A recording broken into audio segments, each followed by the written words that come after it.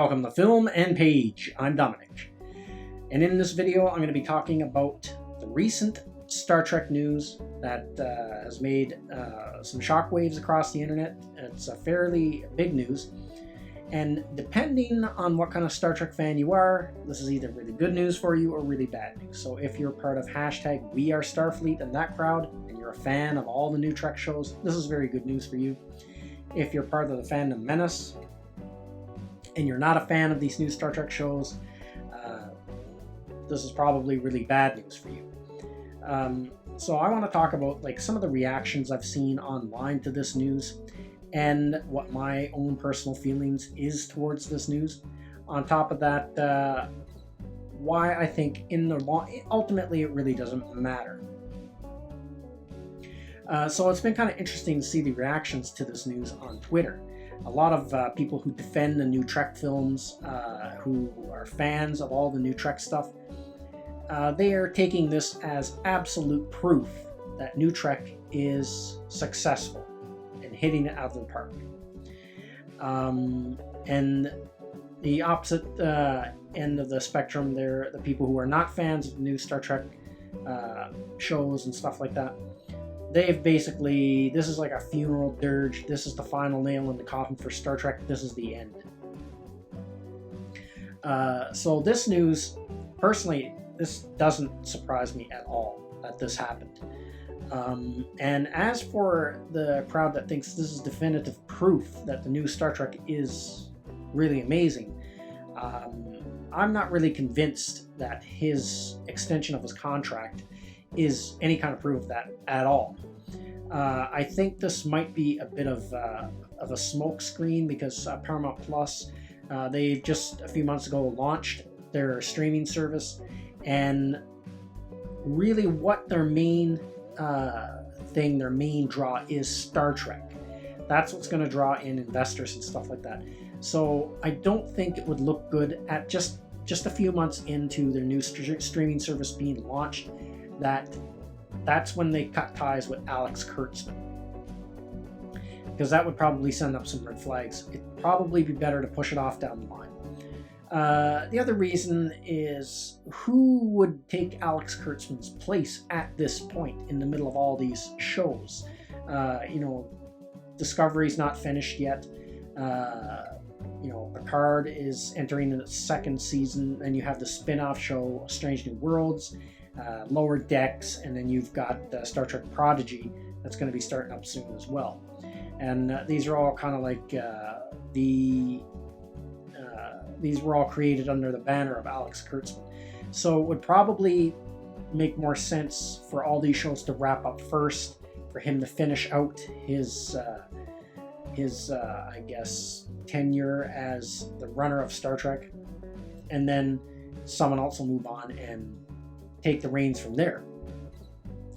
But I don't think this is like the nail in the coffin of the argument that new Star Trek, or as some people call it, new Trek, is awesome. Because you can look on Rotten Tomatoes, it still has very low scores among audiences and stuff like that.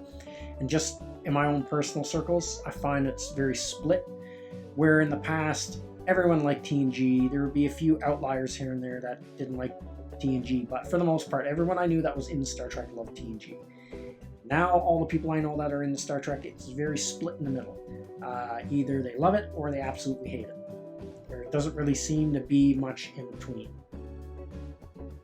Now, for me personally, so I don't think, as I was saying, I don't think this is definitive proof that this is like some kind of victory thing, that new Trek. This is proof that new Trek is awesome and it's winning and all these kind of things. It's not failing, but it's not. They're not knocking it out the park. It's kind of like this middle ground. Because for one thing, we can't get any numbers from the streaming services, so you don't know how many people's watching, things like that. Those kind of numbers are harder to pin down than what they were years ago. But I probably would bet my bottom dollar this nowhere near the ratings that TNG used to have. TNG had crazy, insane ratings. On top of that, it made a lot of people watch that show who weren't Star Trek fans. so it had all the general audience as well. I find with these new shows, the majority of people who are watching them are just hardcore Star Trek fans or casual Star Trek fans, but I don't really think they've captured that general audience that TNG did. Like, just the normies probably are skipping this. Now, as for the other side that are basically saying this is the end of Trek, this is the Trek apocalypse, this is the final nail in the coffin for Trek, I don't think that's true either. There's still, like, even though Alex Kurtzman is in charge of Trek, his finger isn't in every single facet of it at the same time.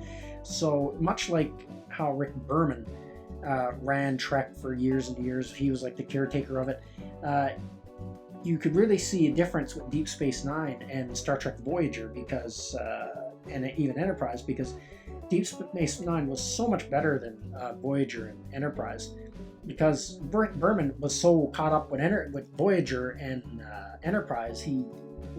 Deep Space Nine was over by the time Enterprise did, but he was so involved with Voyager that he basically left them alone over at DS9. They were able to do a lot more of what they wanted to do. And so Alex Kurtzman can't possibly be involved in all these productions.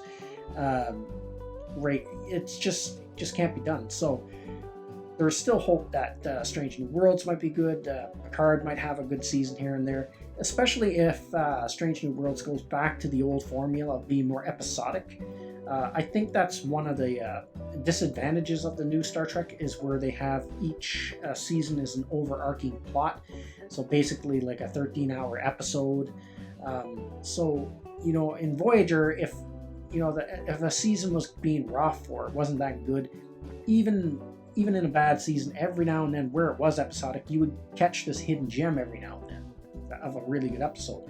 I think where you do it like one arc like that, it's harder to get those gems in there. I think if Discovery they could still have overarching plots, but if it was a bit more episodic, like TNG and Voyager was, you would probably, by this point, would have had some hidden gems in that series of episodes that were really good. So there still might be something yet. Half-decent Trek down the road yet. We don't know. And the other thing, I don't think it really matters if they let him go. Because a lot of people's who are Star Trek fans kind of got short memories, I find. People forget. People think like Star Trek got bad in 2009. There's kind of like this Star Trek. There's a reason there was a 7-year gap where there was no Star Trek. The last TNG film came out in 2002. Then Star Trek, the next film came out in 2009. There's a reason there was a gap there, because Rick Berman, who was in charge of it, he just kind of lost the plot there, and there wasn't a lot like Enterprise wasn't a well-liked show, and Voyager was pretty lukewarm. It was okay, but it wasn't nearly as good as Deep Space Nine and TNG.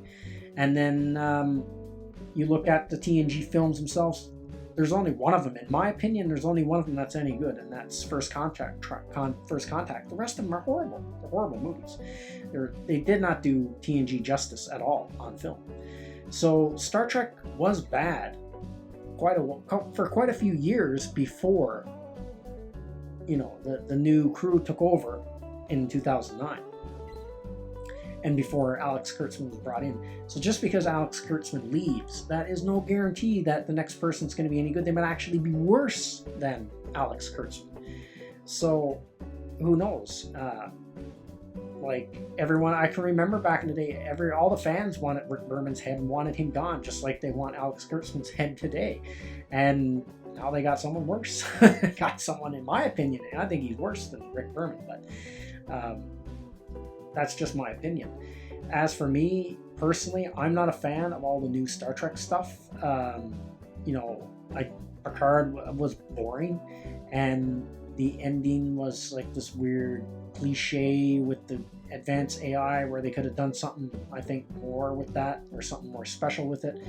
I didn't like Discovery. I made it through season 1, part of season 2, and just dropped it, gave up. Strange New Worlds is coming out. I'm going to give that a chance. Lower Decks is like the worst one so far. I can't stand that one. I just don't like the humor part of it. I don't like how cartoony it is. Star Trek Prodigy, I have no idea. I'm going to give it a try.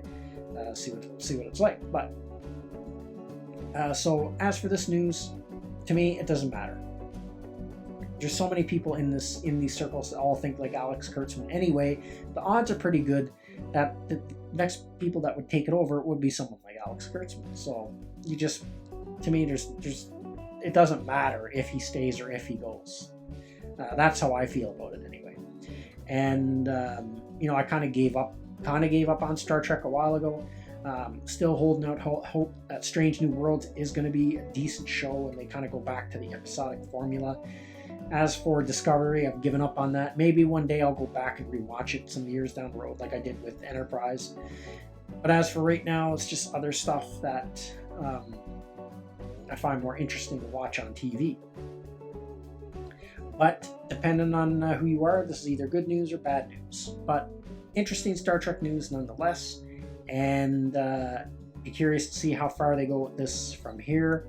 And what happens in 2026 if he'll finally decide to step down on his own.